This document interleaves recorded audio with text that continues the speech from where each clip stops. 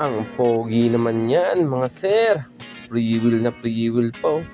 Honda Click disc brake yan. By Brake Moto. Let's go! Honda Click. All blue.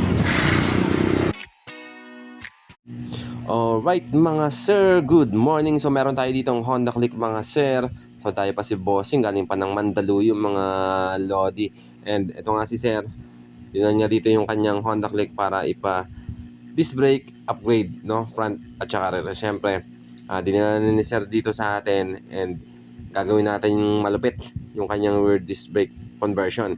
And sinabay na rin ni Bossing mga sir yung pagpapalinis nung panggilid, and since nandito na rin siya, one stop na rin tayo sir sa mga ganyan. And syempre shock tuning na rin, so nirereklamo ni sir na talagang matagtag yung pan shock nung kanyang Honda Click, and sinilip nga natin, napansin nga natin na talagang sumasagad na, tumutukod na yung kanyang front shock. So yung oil na ginagamit nga pala natin dito is from Shock Attack. And syempre after natin malinisan yan is lalagyan natin yan ng fork oil. So yung fork oil na nilalagay namin dito is nag-range lang ng 60 to 70 ml yung ginagamit natin dyan mga sir.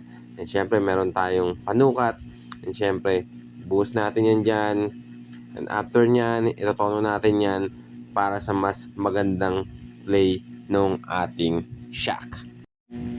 Then syempre after natin itono yan mga sir, check natin yung play ng shock natin. Napaka-importante niyan mga sir na mayroon tayong magandang inbound, no? Kasi yung problema ni sir is matagtag daw masyado. So makapansin nyo dito sa shock natin ngayon is maganda na yung play niya.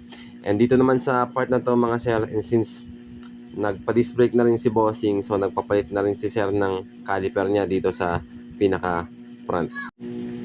And then ito na yung itsura nung pinaka rear disc brake conversion ni Bossing dito sa kanyang Honda Click 125. So caliper tayo dyan and brake master. So dito naman pagbukas natin box, walang laman.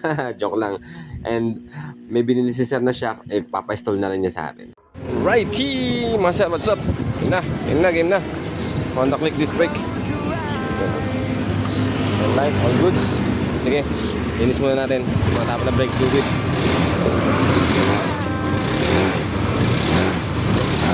Okay, aim. Mga sir, testingin muna natin mga sir. May ari si Bossing. Testing muna, testing. Makakita na agad.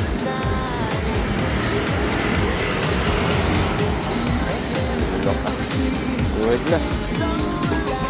Saka tayo Bossing so, tingnan natin para makita natin kung may isyong lalabas, ma-adjust na agad natin dito. And mga sir, pagka gusto nyo magpa-disc brake dito sa amin, located kami dito sa may Quirino Highway mga sir.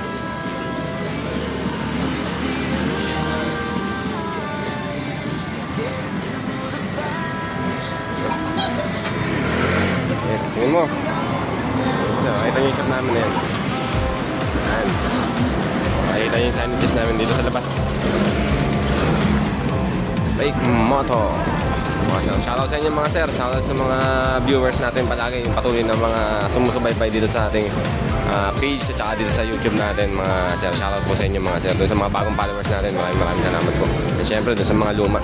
Yan na. Honda Click. All blue. Yo. Sir, testing mo sir para mapin mo. Sige po, para mapin mo. Kahit dito lang sir, pag ganyan lang. Para baka manibago ka bigla eh. Ay, ganda ng shock ni Bossing oh.